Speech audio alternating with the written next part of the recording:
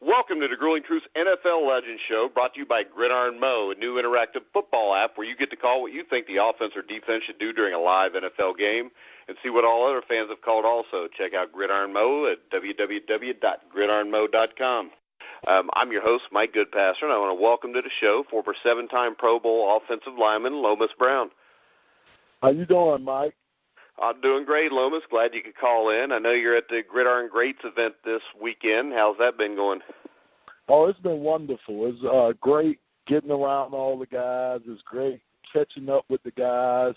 It's great bonding with the guys. And, you know, I think that's what's good about this organization, along with some of the work that they're doing to help the guys, not only health-wise but financial.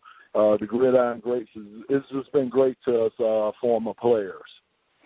Yeah, I mean, that's a lot of the problems I've seen, especially talking to some older retired players, especially from the 60s, 70s, even the 80s, was just the treatment that they got, the lack of pension that they got when you consider how much money that the NFL makes now because of those players. I mean, what are some of the things Gridiron Greats does to help out the former legends? Yes, I mean, again, you know, they do a lot, and I think one of the great things that happens is you're able to come together with guys, and guys are able to sit around and talk about some of the things that are going either good or bad with them. You know, it's always good to know what guys are doing, know what kind of, if they're going through problems, what type of problems they're going through, so you could try to help these guys, because we are a fraternity, we are a family.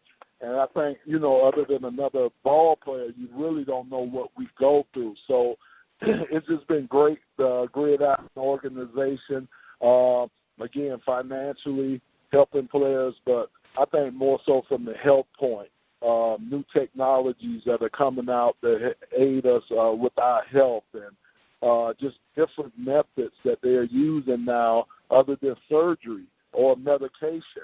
So I think that's just big when it comes to treating players, especially players that have played and getting up there in the years, and players that need that added attention that we can get. Yeah, and also I think the NFL itself now, probably more through public pressure than anything else, is starting to come around and help a little bit more also, aren't they? Well, yeah, and they have to. You know, the NFL has a great entry program, meaning rookies and, you know, guys that are coming into the NFL. They have all the help, they have all the counseling and the guidance that they need to come into the league and try to be successful.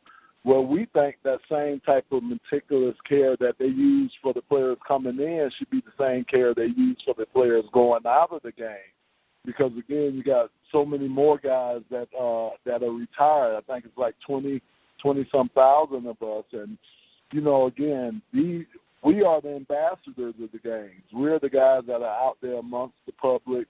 We're the guys that the public see, talk to, touch, more so than the active players. So you would love to have, or it seems like you would love to want to have a great relationship and be doing all you can for the former player. So I think the NFL, they're starting to see that it's better to be allies to us than go against us.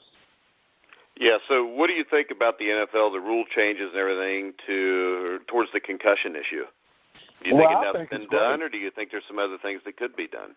Well, I mean, I think it's great. I think they're doing everything they can now. It's been brought to the forefront by us 4,000 or 5,000 players that are in that lawsuit.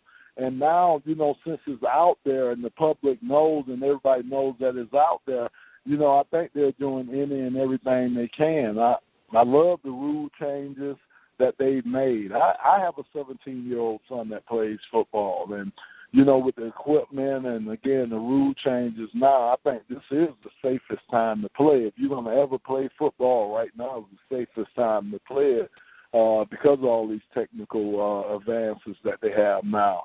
So I think the NFL, they are in the forefront of trying to get this problem solved, hopefully, and hopefully it'll get solved soon. Yeah, and I've got a 15-year-old son, plays high school football. I coach him, and I know that it freaks me out when he's out there because, I mean, really, let's face it, no matter how good the equipment is, it's still a helmet-to-helmet hit every once in a while. Absolutely. You're right, and football is a dangerous game. It really is. There's no ifs, ands, or buts about it. But again, I look at it from what it can teach you, from what it brings, what the game brings to you. You know, to me, it's just a great game. But again, it is a dangerous game. You're absolutely right. All right, so let's talk a little bit about your career. What was the highlight of your career? I would think it would be winning the Super Bowl.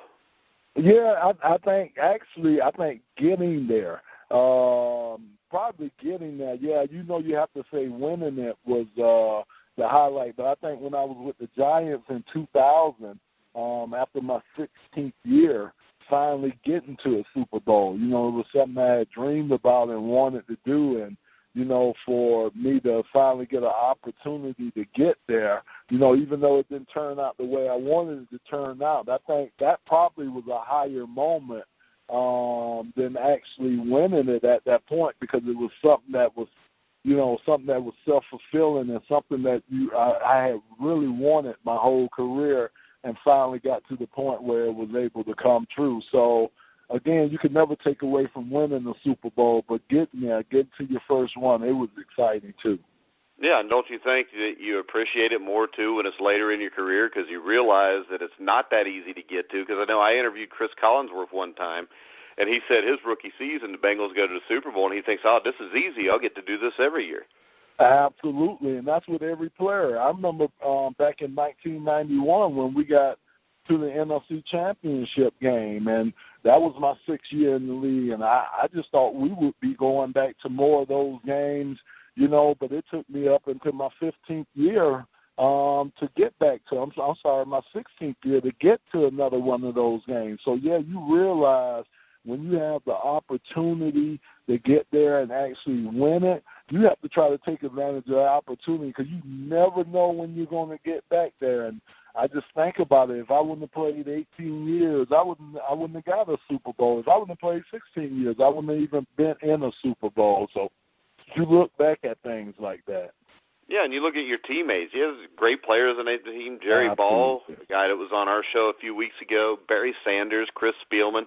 Those guys never even got to play in a Super Bowl. Absolutely. Kevin Glover, Herman Moore, man, the list, Benny Blaze, the list could just go on and on.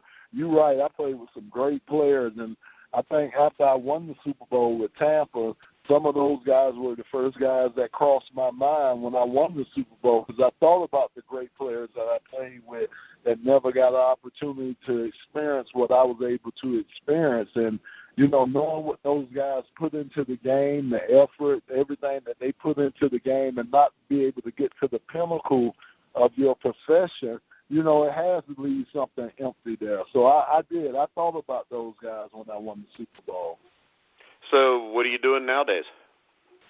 Basically, I'm in Detroit. I have my son is playing football, so I'm offensive line coach for his football team.